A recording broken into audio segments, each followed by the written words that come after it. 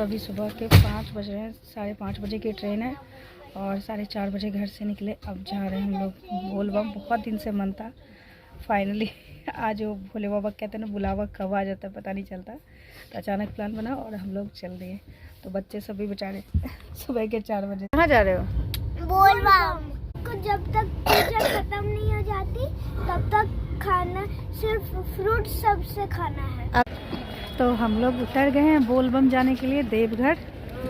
और हमारा होटल जो है यहीं पास में ही है। कहाँ? सॉल्ट होटल है ना जी। हम लोग खाने, और बहुत ही अच्छी धूप निकली है। मैं तो इतना सारा कपड़ा भी लेके चली आई थी, बस भगवान से मना रही थी कि अच्छा धूप रहे। बोलबम। कहाँ पहुँच गए? बोलबम। बोलबम तो बैठे हुए हैं। तो फाइनली हम लोग पहुँच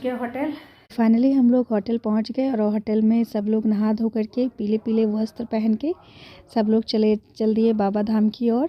और यहाँ पर बहुत ही मतलब पॉजिटिव सी फीलिंग आ रही थी एकदम। ये द्वार के पीछे 4 वाइट कलर के मंदिर एकदम लग रहे थे स्वर्ग जैसी। मतलब पहली बार देखा तो बहुत ही पॉजिटिव फीलिंग आ रही थी वहाँ पे।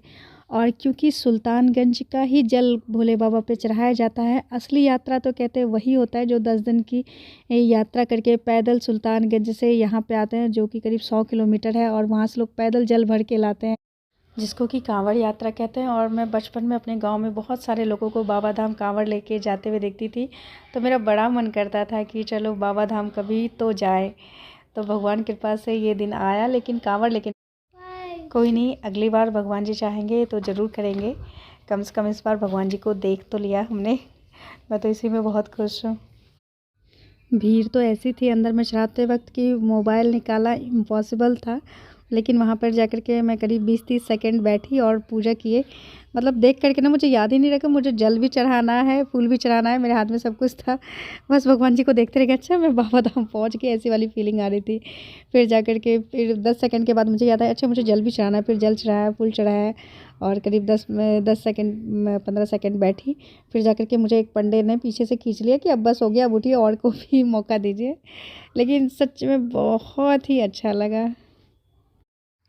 और दर्शन हो गए एकदम। मतलब बचपन का सपना पूरा हुआ मेरा। हम लोग के दर्शन हो गए, बहुत अच्छे से दर्शन हुए, टच भी किए भगवान जी को, मतलब माथा टेक के प्रणाम भी किया। बहुत अच्छा लगा। भीड़ तो हमेशा ही आती रहती है और आज भी थी, तो बहुत ये लग रहा था। देखिए चारों तरफ मंदिर है, फोटो में जो दिखता है उस आने के बाद उसकी फीलिंग एक अलग होती है, ये बात तो है।